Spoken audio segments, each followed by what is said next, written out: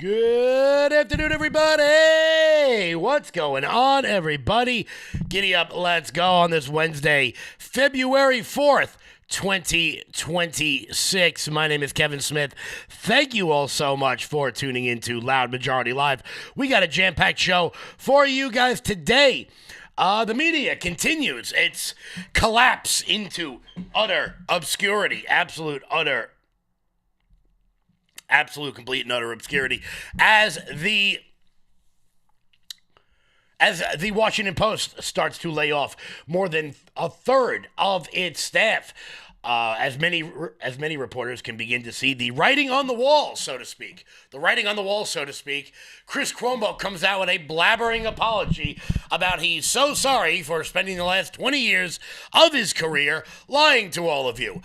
This is one of the funniest videos I think I've ever seen. He spends a minute and a half apologizing and then says, I'm not going to change, though.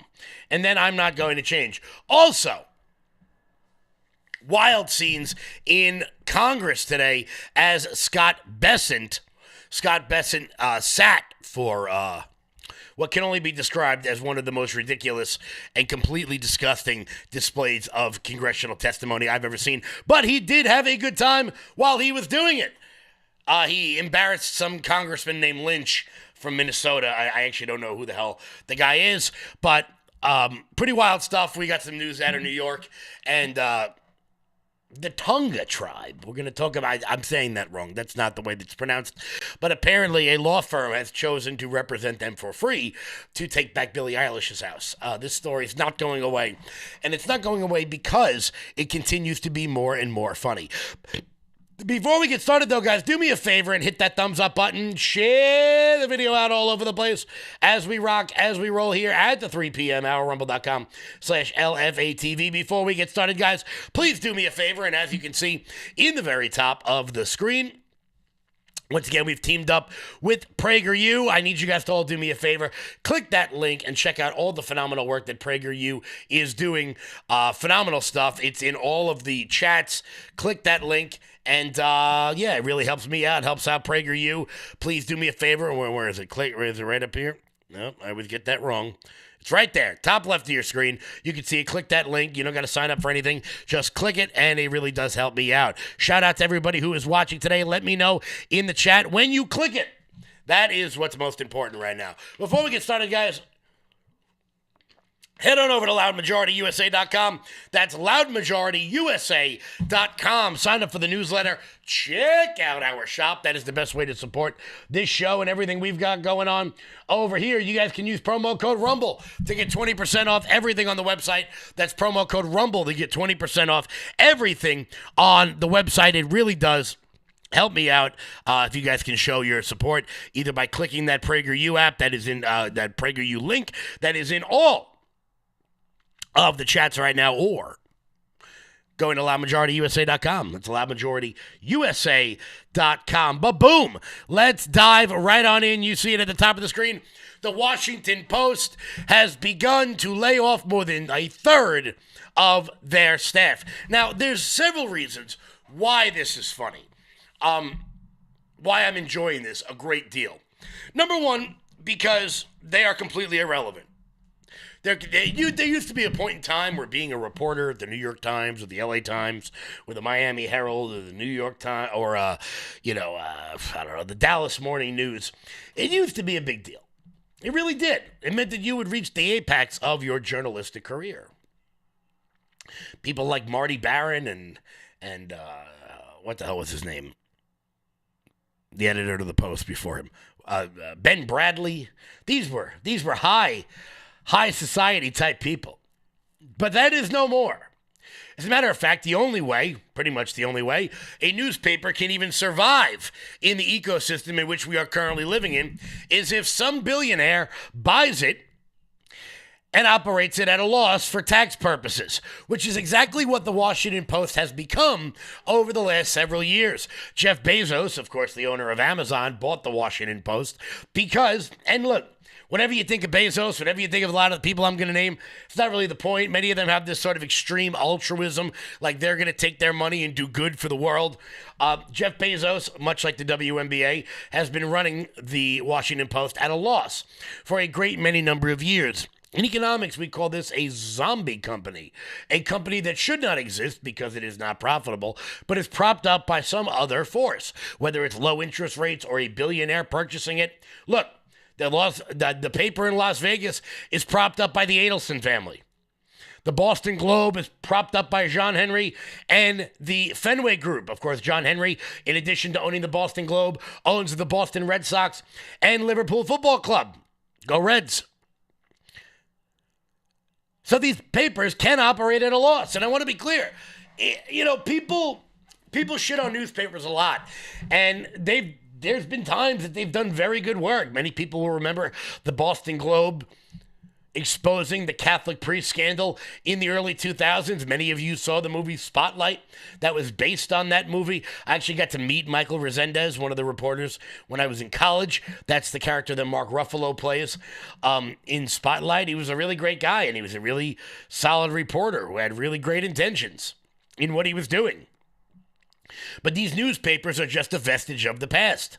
And it's not to say that there's anything particularly wrong with running a newspaper. It's just the fact that it's dying. For example, a long time ago, the largest union in New York City was something called the Lamplighters Union. And then they invented electricity. One of the largest industries in America for a very long time was whaling. Until we no longer needed the whale fat because we got electricity. It turns out that some things die because of the times. I'm actually just finishing up watching Yellowstone. Many of you will understand if you watch that show. It's not that you're doing anything wrong. It's just that the times pass you by. And newspapers are one of those vestiges. But the Washington Post has been operating at such a crazy loss that now even Jeff Bezos is saying, I'm losing too much money on this crap, and has begun cutting the majority of the staff. The Washington Post closes their sports department as part of the sweeping layoffs. A third of the company has been impacted. A full 33% of the Washington Post is going to be laid off. The Washington Post announced widely expected significant layoffs on Wednesday, this from Fox News, with every department being shuttered in what the company has called a significant restructuring. In a webinar with the Post employees who were asked to stay home, executive editor Matt Murray announced a significant headcount reduction. The Post is shuttering its sports desk in its current form, dialing back its international footprint, making Metro more nimble and focused, and eliminating books. I don't know what the hell that means. A third of the company has been affected, according to Fox News, which is good because here's what's going to happen. Many of the good journalists there, particularly in the sports department, the ones that are connected with the bosses, they'll keep their jobs. So you'll have a guy who spent his entire career covering the Washington Wizards. Not that I know why you'd cover them in the first place, considering they haven't been even remotely relevant in like 25 years, since Jordan played for them. You're going to have that guy working on Capitol Hill. What could possibly go wrong? Also, what will happen is some of the minor staffers will be cut.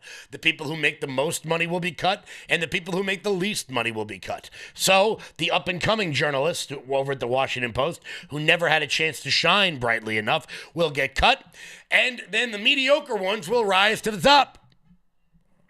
The Washington Post is taking a number of difficult but decisive actions today for our future in what amounts to a significant restructuring across the company. I love when they fire people and they call it a restructuring. I love that.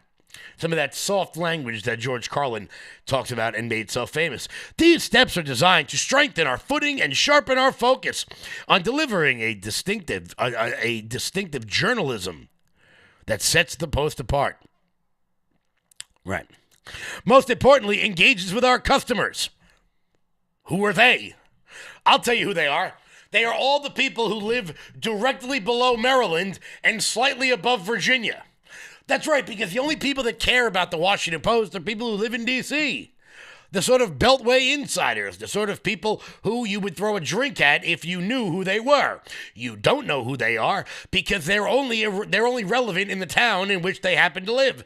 They're real big shit at the Capitol Grill, but the minute they go for some blue crab in Maryland, no one knows who the hell they are. They're completely and utterly useless. Staffers are shocked, one insider said. Despite the fact that we've known this was going to happen for several weeks. This is the end of an institution. They've lost trust in the newsroom. Anyone who wasn't laid off today will be looking for a job. Yeah, no shit. That's what happens when you get laid off, bro. I know many of you have never been laid off before because you went to elite institutions like Georgetown and Maryland, Georgetown and American, and you just walked right into this sort of thing. I'm sure many of you went to Columbia Journalism School, you went to ASU, or you went to NYU Journalism School, and then you walked right into some internship at the Washington Post because you started sleeping with one of the editors. So you've never actually been laid off before in your life. But yes, in fact, whoever the Washington Post insider is that spoke to Fox News, yeah, anyone who was laid off today is going to be looking for a job. Yeah. The Washington Post staffers have been aggressively tweeting at billionaire Jeff Bezos, urging him to save the paper. Oh, so you don't mind billionaires when they're the ones signing the front of your check? That's right. Suddenly you're not out there looking to procure Jeff Bezos' wealth when he's the one paying your bills for substandard reporting. A Washington Post insider pointed out that staffers were leaving on their own accord even before the cuts were formally announced, citing 3 who fled to the paper's top rival, the New York Times. Yeah, well, I got a feeling that the New York Times is going to outlive the Washington Post the same way that Juliet outlived Romeo. Read the play. You'll understand. Or just listen to the latest Taylor Swift album. These layoffs are not inevitable. A newsroom cannot be hollowed out without consequences for its credibility, reach, and its future, said the Washington Post Guild. That's right. The Washington Post has a union. Turns out Jeff Bezos doesn't really care about that. Famed union buster that he is. And why would he? It's one of these things where, you know, it's like when I hear somebody went to Harvard, I just assume I'm not going to like them. And I know people that went to Harvard. They're very nice people. There's nothing inherently wrong with them. But when I hear, so what do you do for a living? Oh, I work at the Washington Post. I'm like, oh, you're an asshole. Right. That's just like the feeling I get.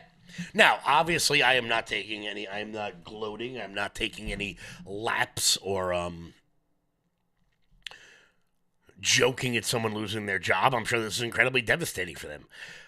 But they did it to themselves.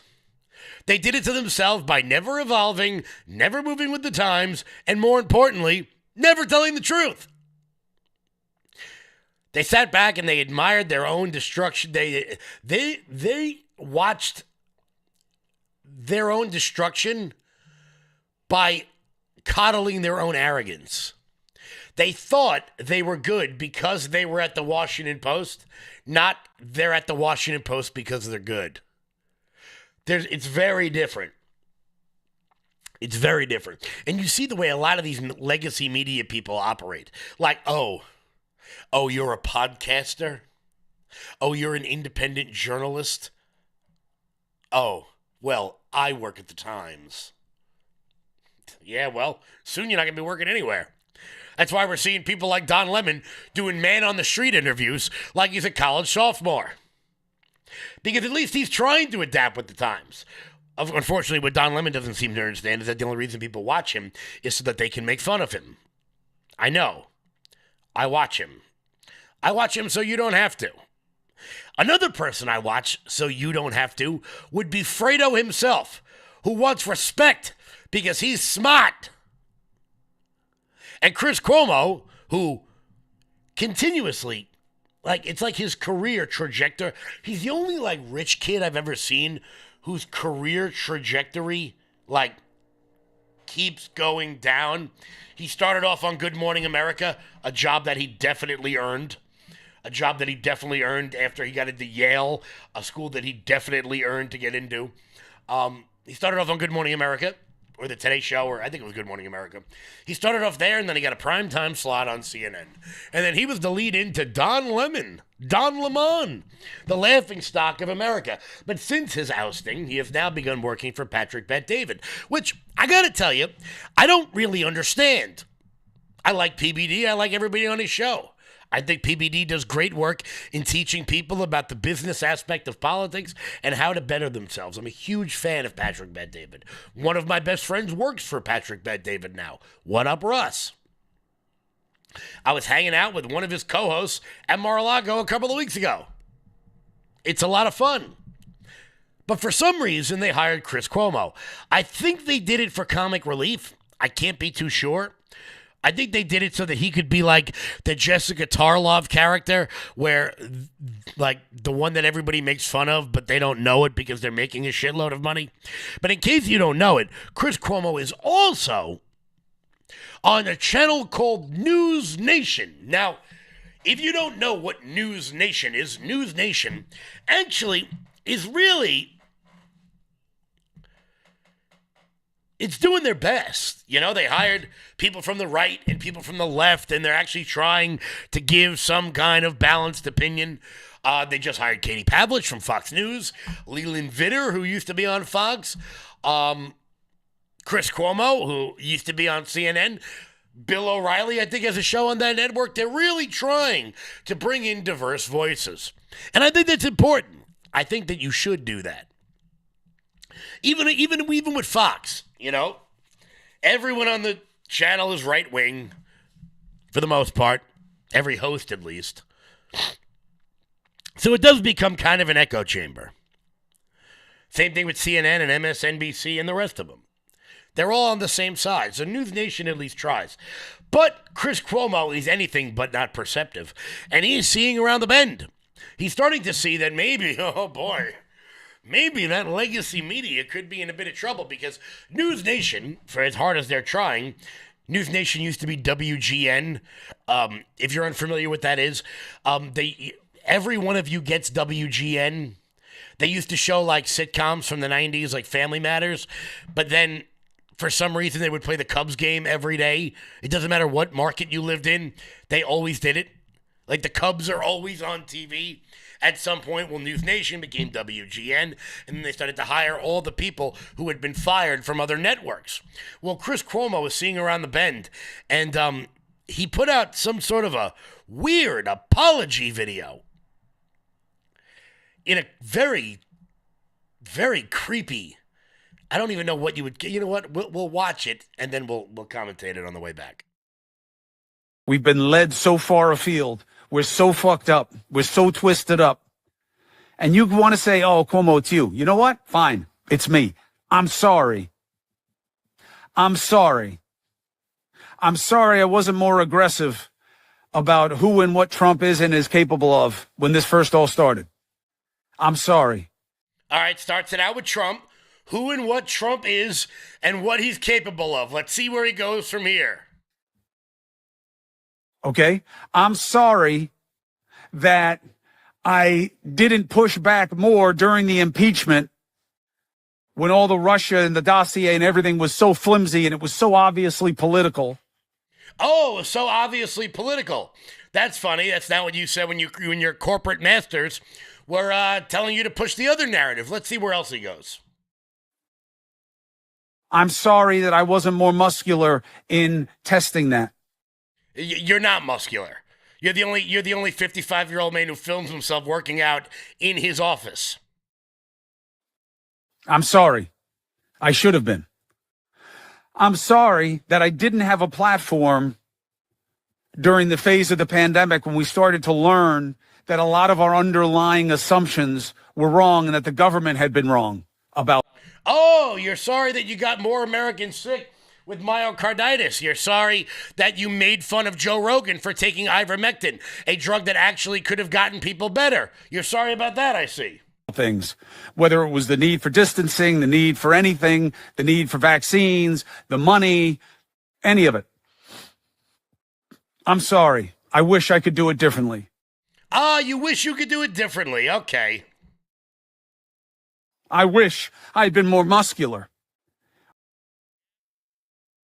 Yeah, you wish you were more muscular.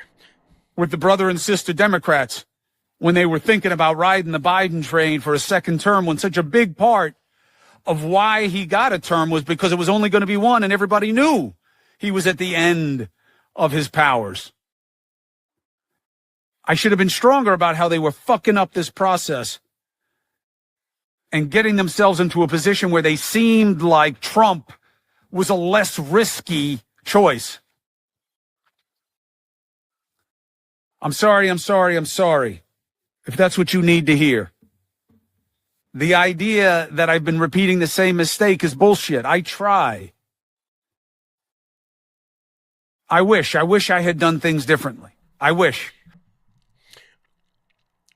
You have to know this. And I mean this from the bottom of my heart. I enjoy every second of that video. I enjoy every second of it because the last 15 seconds gets to the point. He's sorry because he doesn't like the outcome of what his lie created. He's not sorry about the Joe Rogan ivermectin stuff. No. He's not sorry about that.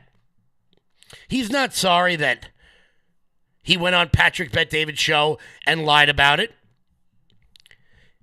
Not sorry at all. He's not sorry when Dave Smith called him out live on television and he still lied about it. Don't worry, Cuomo. The internet lasts forever. Here's Dave Smith embarrassing Chris Cuomo. And I want to be clear. This is like 5 months ago. This isn't like, 10 years and we learned more and now we think differently. No. This was like within the last year. There was so much talk that they don't want you to take ivermectin. Ivermectin is the way to go. Take it. Joe Rogan got better from ivermectin. And by the way, I don't like what people did to Joe Rogan about ivermectin. I don't like You did it. No. Okay, Yes, you did. Find the clips.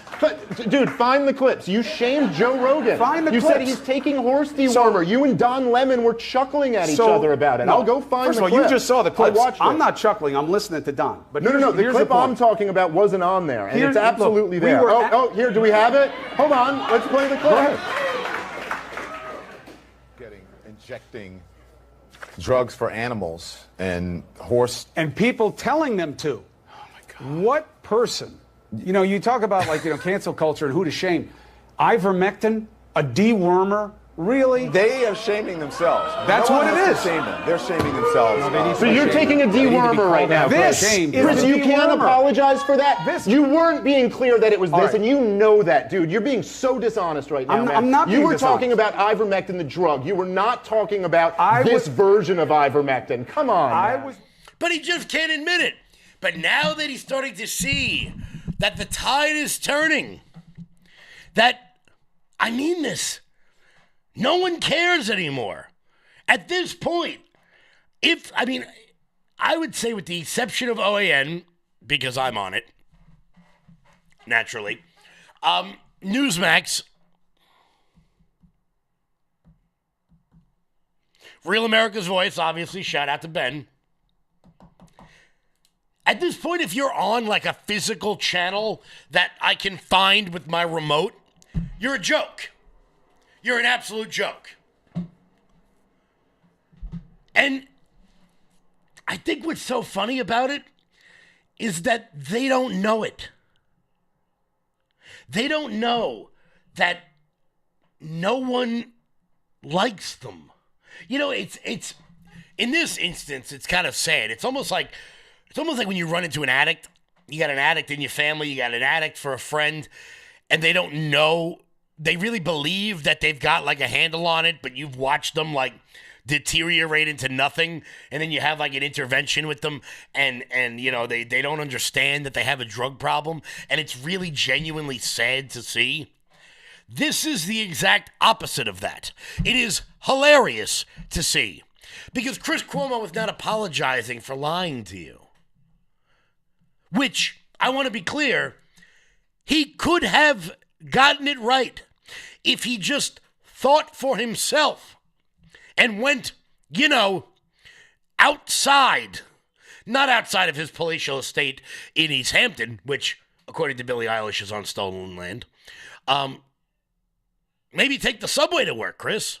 But you don't have to do that. You see, because when you're Chris Cuomo, when you live in New York City, and your driver takes you from your penthouse to your studio, you don't encounter the shit that we encounter on a regular basis.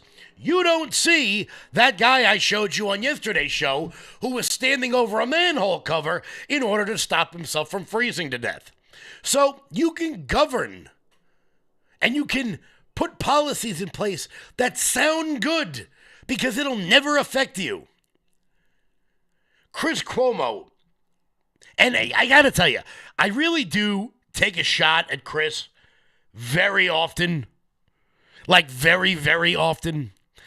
It's because it's almost like if you took everything that was wrong with the world and stuffed it into one human being, you'd get Chris Cuomo. You'd get a man who was born on third base, thinks he hits a triple, and then gets mad when he gets picked off third. Like, I love it. You got into Yale because your dad was the governor, and you got on Good Morning America because your dad was the governor, and then you got on CNN because your brother was the governor. And now you're just like a thing. You're like famous for being famous. You're like Kim Kardashian without the tits. I'm sorry. I'm so sorry. I'm sorry I wasn't better. Chris, no one expects you to be better because we know what you are. You're a fraud and a con and a corporate shill. Which is probably why you have me blocked on Twitter. Because you're a pansy. Because I called you out for your fake exit from your basement when you had pretend COVID. Because I know that you got into an altercation with a guy on a bicycle in Amagansett. I've seen the police report. It's down the street. I mean, it's a very long street, but it's down the street. Maybe that's why, Chris. We don't want you to be better. We want you to go away because people like you are what's wrong with America. You're killing this country, so it would just be better if you just took your millions and drifted away, bro. It would be a lot better. But don't worry, Chris. We know you're smart. And you want respect, too. Guys, we'll be back in 1 second. Before that, here's Jeremy. Hey, everybody. If you're not familiar with, then let me introduce to you Armor Colostrum. Now, I didn't know what colostrum was up until a few years ago. I'd never even really heard of it. And then my wife turned me on to Armor Colostrum. And what colostrum does is it helps regrow your hair. Not going to lie, that's the reason that I started looking into it. But then I started noticing some other things that I could benefit from. I used to get acid reflux very badly. I used to bloat very badly. It felt like I was 10 or 15 pounds heavier than I was until I made Armor Colostrum a part of my everyday schedule. And now things have changed so very much. Let me introduce to you what Armor Colostrum actually does and what it looks like. In a study measuring immune cell response to toxin, Armor Colostrum performed 32% stronger and faster than other colostrum companies. 400 plus bionutrients activated in your life, in your body, to help regrow hair, strengthen your gut health, regrow your nails, toenails, and fingernails healthy, get rid of fungus, stop bloating, and more. And now you can get yours yours right now for up to $18 off each and every purchase at tryarmra.com. Promo code LFATV. Click the apply button once you've entered the code and watch your discount fall off. That is tryarmra.com/LFATV. Order now. Guys, head on over to tryarmor.com/LFATV. That's tryarmor.com/LFATV. I tell you, I just like making fun of him because he's a bad person. Like, he doesn't beat his kids or, like, abuse animals. He probably pays his taxes. But, like, deep down to his core, he's everything that's wrong with America, and he looks down upon you, the average person, just trying to make it through the day. I'm sorry not all of us got to win the genetic lottery like you did, Chris. But, you know, what are you going to do? It's not my fault that you have to spend an entire career trying to convince your dad that you're the favorite son. That's why Andy got to be governor, and Andy got to marry the Kennedy, and Andy was in line to be president until he couldn't keep his giant, gropey hands off of interns' asses. You know, little nuggets like that. That's a shame. That's a real shame. You know who else is not having a good day? The Clintons. The Clintons are not having a very good day. So I want to be clear. Chris Cuomo had to go out and apologize for being a big baby bitch boy. The Clintons have to testify separately, which, you know what? We'll do it after the clip. We'll do it after the, here's Fox News. Have agreed to testify before the House Oversight Committee. This is part of its investigation into Jeffrey Epstein. So the former first couple agreeing to appear under threat of contempt. They've been going back and forth for a couple weeks now. Here's the chairman of that committee, James Comer. This will be their third date that we've given the Clintons, and 3 strikes and you're out. The votes are there for contempt. I think there are Democrats that will vote to hold him in contempt if the Clintons miss this next date. So we're hopeful that they'll come in. So now Hillary Clinton will testify on Wednesday, February 26th. The former president appears the next day on the 27th. As of now, we don't think it'll be public, but stay tuned. It could always change, I guess, right? That's right. We don't know if it'll be public. Because James Comer and House Republicans, they're dumb.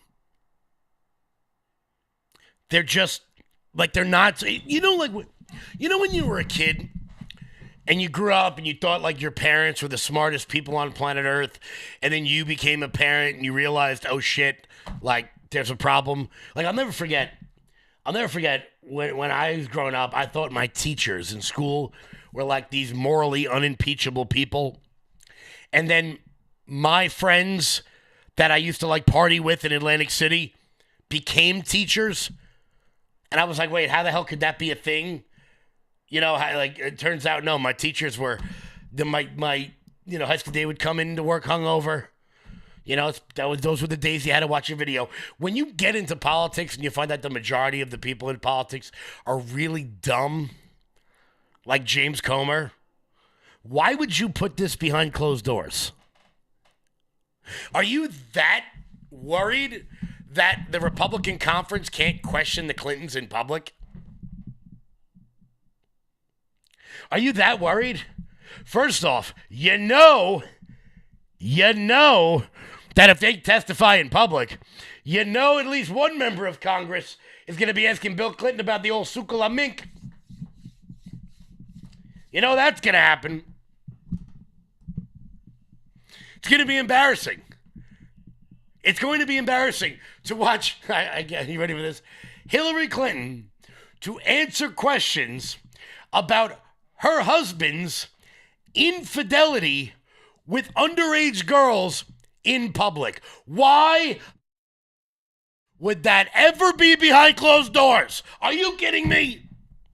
That's campaign gold. You want to turn these congressional hearings into a show? You want to turn them into a show and make them completely and utterly pointless? Then do it.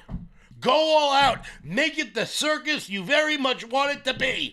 Just like we saw today with Scott Bessent, who, I gotta tell you, Scott Bessent is climbing up the damn chain so far as best cabinet member so far in this administration. Today's hearing was absolutely majestic. You had Maxine Waters, who, I want to be clear, Maxine Waters actually knows the Constitution better than anyone in Congress, and that is because she was there when they wrote it. She just told Scott Bessent straight out to shut up in the middle of the conference, and he fired back. I believe the ranking member does not understand the definition of generalized inflation versus one-time price increases. I would also note that housing, especially for working Americans, a Wharton study has shown that the mass unfettered immigration, adding 10 to 20 million new people demanding housing, Congresswoman, is what caused a great deal of housing inflation for working Americans. So you and the Biden administration should be ashamed.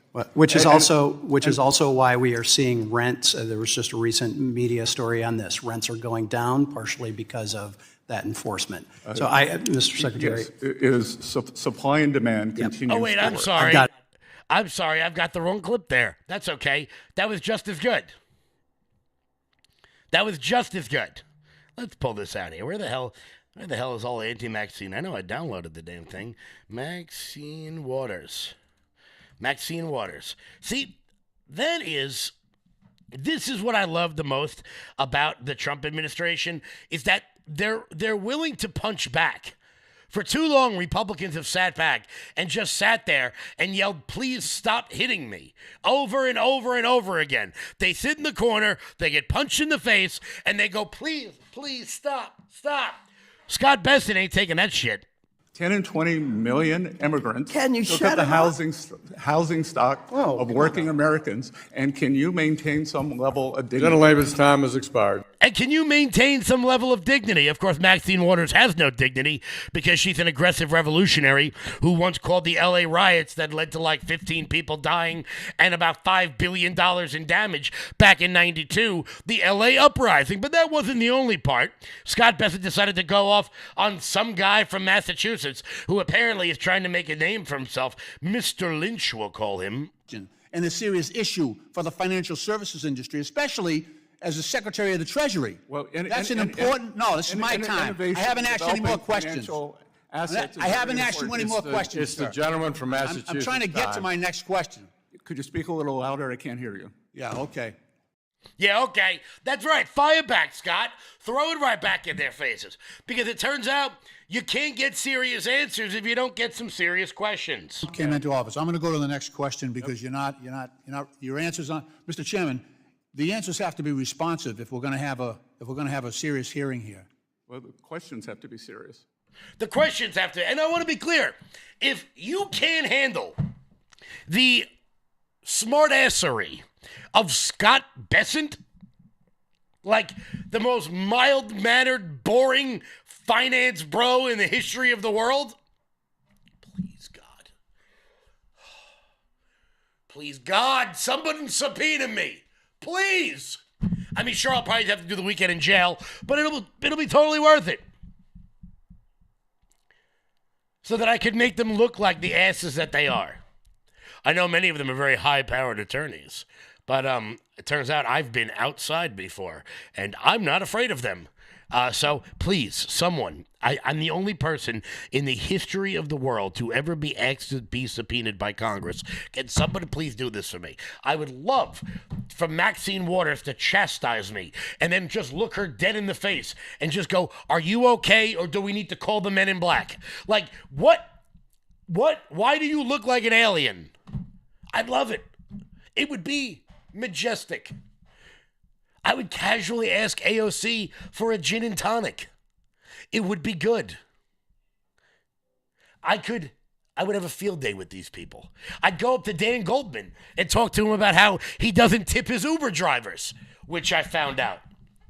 I'd also ask him about what it's like to be the heir to the Levi Strauss fortune. While you lecture at me, I've also got a pre-prepared line that would set the internet on a fire. But I've actually done that. I've worked out. I mean this. I have worked out a smart-ass, sarcastic comment for every member of Congress. I have it all written down, literally in a Word document. Right down the way. It would be majestic. Someone subpoena me.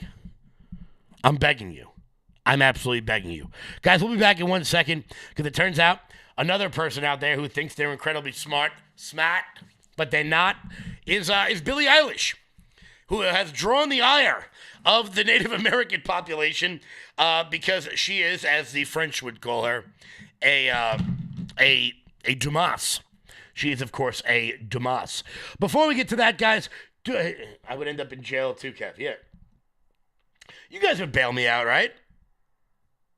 You guys would add to the guy. Scott is like a librarian. Yeah, exactly. If you can't, you guys would bail me out, right? A weekend in the jail under the cap, and I'll do standing on my head. I'll do that standing on my head. Before we keep going, guys, do me a favor and head on over to LFATV.us. That's LFATV.us. That's your home base, your mothership, your landing pad for all things LFATV related. Check out the LFATV store. And while you guys are there, consider becoming a monthly donor over at LFATV. That is the best way to support this network and everything we've got going on over here so we can keep the lights on and keep me fed and happy. And you guys can donate to the eventual GoFundMe for when I get subpoenaed by Congress and then get held in contempt of Congress for being a giant asshole, which will be funny.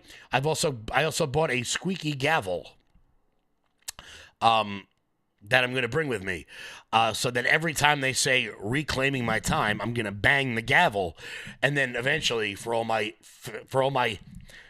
friends who are fans of The Office, do me a favor. If you can finish the line, finish it for me. It squeaks when you bang it. Finish the line. We'll leave the live chat up there so that you guys can finish that famous Office line for me. We can all giggle to ourselves. Once again, guys, head on over to LFATV.us. That's LFATV.us. That is everything you need. Check out Jeremy Shop. Also, tune in tomorrow. Tune into tomorrow's show. We are going to be joined by Based in Malibu, baby. One of my really good friends from Instagram, Liz, is going to be joining the show. We're going to be talking all things about the Grammys and celebrities and all the current news of the day. Because let's be honest, in the next 24 hours, who the hell knows what could happen?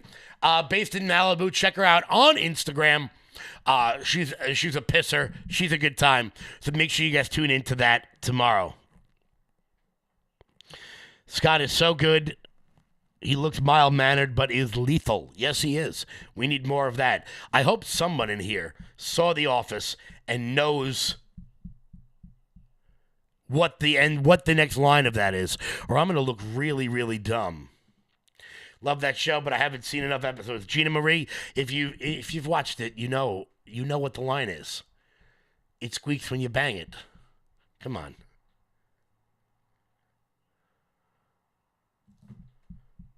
You guys should know that. You guys should know. So let's move on, because someone else is having an incredibly awful day today, and that would be Billie Eilish. Billie Eilish, things are not going very well for her because she decided to open her privileged millionaire fat mouth, by the way, spending every day now, starting to look more and more like Marilyn Manson. Let's be honest here. She just is. I don't know what sort of adrenochrome is she drinking or whatever the hell it may be. But, she's definitely got a very Marilyn Manson type vibe about her. She's not having a good day. As an LA attorney has decided to represent the Tongva tribe for free in order to evict Billie Eilish from her Glendale ranch. I love this so, so much. Saying, of course, no one is here on stolen land. That's right. But California's Simi Valley law firm has offered to work pro bono to secure an eviction for Eilish on behalf of the Tongva tribe. Sinai Law Firm is offering to evict Billie Eilish from her Los Angeles home on a pro bono basis on behalf of the Tongva tribe. Sinai Law Firm is the premium eviction law firm in the country, per the firm's post on X. First off, I want to make this very clear to whoever is a partner at this law firm. Marketing, wow. I mean, like a good sauce, just delicious, amazing, well done. The firm's principal, Ava Sinai, further stated that Eilish's admission that she lives on stolen land gives the tribe rightful action for possession as the true owners of the property. The 30-day notice is already written and ready to be served. God, please, God,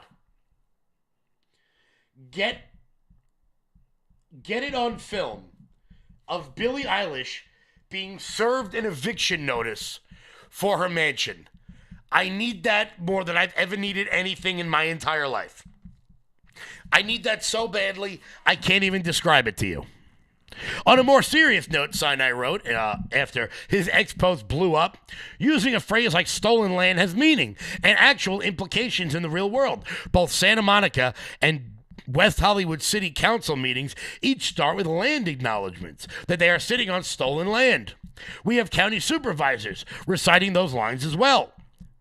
It's both empty virtue signaling and used as a weapon at the same time. It's empty because no elected official is going to give back the land to the Tongva tribe, like Billie Eilish is not going to get evicted nor give her house back. It's used as a political weapon to attack things on one side that they don't like. In both local and international politics, and worse, justifying political violence. No land is stolen, just taken. I don't make the rules. That's just how history works. But it gets even better because a reporter for GB News, I think that's Great Britain News. That's like the people on that's the UK news channel that tends to be a little bit more right wing. They stopped by Billie Eilish's house. Let us in, please, Billie. We are here because this is stolen land, Billie, and we think we should be given access to your quite lovely $3 million mansion. I'd also like to point out the giant gate with the security cameras. Unfortunately, we can't have one of those on our southern border. Hello, Ben Leo from The Late Show Live on GB News. Do you remember when Billie Eilish said this at the Grammys? No one is illegal on stolen land. Nice is all I want to say, sorry. Well, Billie reckons there's no such thing as an illegal human because we're all on stolen land. So we're here in Billie's quite posh neighborhood in Los Angeles. Let's go and see if she practiced what she preaches. Hopefully, if she sticks by her merits, she'll have no problem with me waltzing in, maybe making a cup of coffee or a tea. $3 million home. She's got some paddocks out the back with stables and horses. Maybe we can go for a horse ride. I'm sure she'd have no problem with it because she stood up on the stage at the Grammys, tens of thousands of people watching in the audience, millions around the world. The clip's gone viral. Here we go. Oh, nice little place. Bins are out. It's bin collection day. First of all, isn't that ironic? Massive gates keeping people out. I thought Billie didn't believe in borders. I also want to be clear. I love the background music. Well, according to the driveway, Billie does believe in borders. She believes in massive gates keeping people out. A couple of cameras up there as well. The lights are on, so somebody must be home. Let us in, please, Billie. We are here because this is stolen land, Billie, and we think we should be given access to your quite lovely $3 million mansion. And such is Billie's concern for security and privacy. It's surrounded by pretty decent security fencing. Very nice indeed. Massive security hedges as well. She's taken a lot of concern and time to make sure she's got some privacy, as you'd expect. Oh, there we go. At the $3 million Los Angeles pad of Billie Eilish, she reckons nobody's illegal because we're all on stolen land anyway, but when it comes to her own house here in LA, I think she's got different ideas. First off, I want to be clear. I love everything about that, except for the way he says the word privacy. That's not a word. You know, Whatever. I love even more the people online who are saying, oh, this is nothing more than a political stunt. Yeah. Yeah, that's actually exactly what it is. That's almost the whole point of it. That's all. Okay, how did this guy find out where Billie Eilish lives? I don't know. He bought a star map on Rodeo Drive like every other person that goes to L.A. Probably why Billy needs that giant-ass gate. But, the important thing is that Billie Eilish gets to live in the lap of luxury. Probably with illegals cleaning her house. Look, let's be honest, guys. All those people that clapped at the Grammys, all of them that clapped at the Grammys, they wouldn't be able to be there if they didn't have housekeepers that they were probably paying below minimum wage and, let's be honest, sleeping with, because I'm not going to take my advice on social degeneracy or anything of that nature from people in Hollywood. That's just not something I'm going to put up with. I'm not going to bore you all with having to watch Chapel Rion, whatever the hell her name is, with her odd nipple dress again. I should put it back up on the screen because I had to see it, so all of you should have to see it as well. But, I'm just not going to listen to these people on those sorts of things. I'm not going to do it. But you know who I'm going to listen to? Mike Lindell. I'm excited to announce that we're having our first ever mega sale on overstock clearance and brand new products. For example, save over 50% on this season's flannel sheets. Queen size only $59.98. Kings only $69.98. They sell out fast every year, so order now. Save 20% on our brand new My Crosses. They're designed in the likeness of the one I've worn every day for over 20 years. They come in men's and women's, and they're made right here in the USA. Get our 2025 6-piece My Towel sets for only $29.98. Our initial quantities are extremely low, so get them now before they go.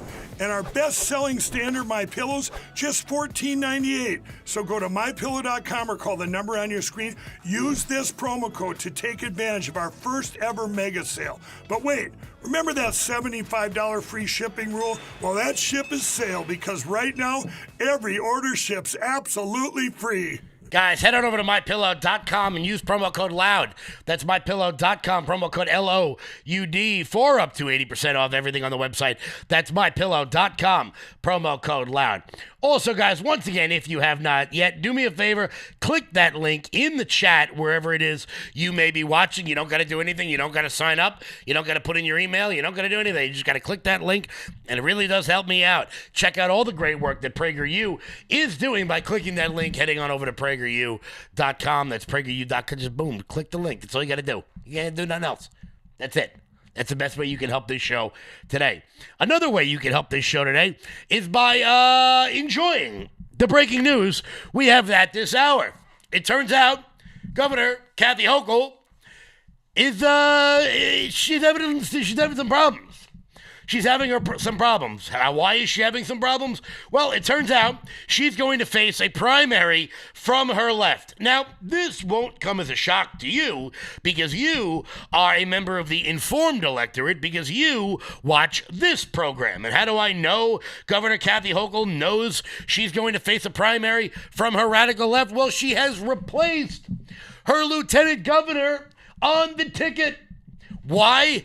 Because her lieutenant governor is going to primary her from the left. That's right. Governor Kathy Hochul on Wednesday has tapped former City Council Speaker Adrienne Adams to run as her number 2 in the governor's race. Adams will join the ticket as the lieutenant governor candidate just weeks after longtime progressive Democrat finished her term as the Big Apple's legislative body.